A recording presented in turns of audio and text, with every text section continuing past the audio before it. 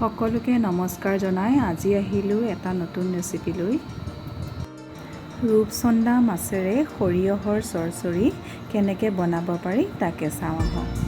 তাৰ বাবে প্ৰথমে মই সৰিয়হ আৰু কেঁচা জলকীয়া পেষ্ট কৰি ল'ম আৰু লগতে মাছখিনিও ৰঙচুৱাকৈ ভাজি ল'ম।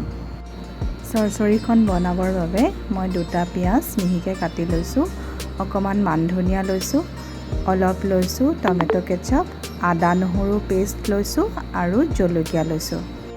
এতিয়া কেৰাহীত তেল গৰম কৰি প্ৰথমে কালজিৰাৰ ফোৰণ দিছোঁ, তাৰপিছতে কুটি থোৱা পিঁয়াজখিনি দিছোঁ, লগতে আদা নহৰু আৰু জলকীয়া দি পেলাই অলপ সময় এইখিনি আমি ভাজি ল'ম।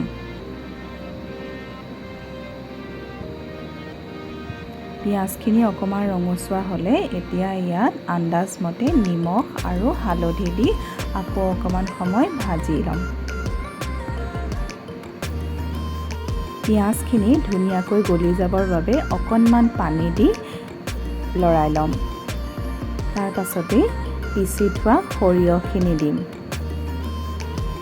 সৰিয়হৰ পেষ্টখিনি দিয়াৰ পিছতে আকৌ অকণমান সময় লৰাই ল'ম। তাৰ পাছতে জোখমতে গৰম পানী দিম। পানী দিয়েই ভাজি থোৱা মাছকেইডোখৰ লগতে দি দিম।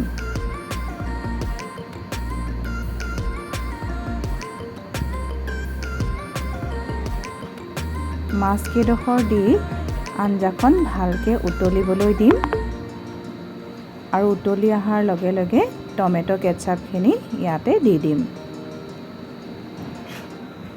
টমেটো কেচাপখিনি দিয়াৰ পাছতে অকণমান লৰাই দি এতিয়া ইয়াত এচামুচ চেনি দিম। আঞ্জাখনো ধুনীয়াকৈ উতলি আহিছে। চেনি দিয়াৰ পাছতে অলপ ঘন হৈ আহিলেই কুটি থোৱা ধনিয়াখিনি দি গেছৰ ফ্লেমটো অফ কৰি দিম।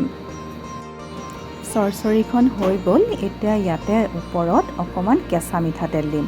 কেঁচা মিঠাতেল দিলে চৰচৰিখনৰ সোৱাদটো অতি সুন্দৰ হয়।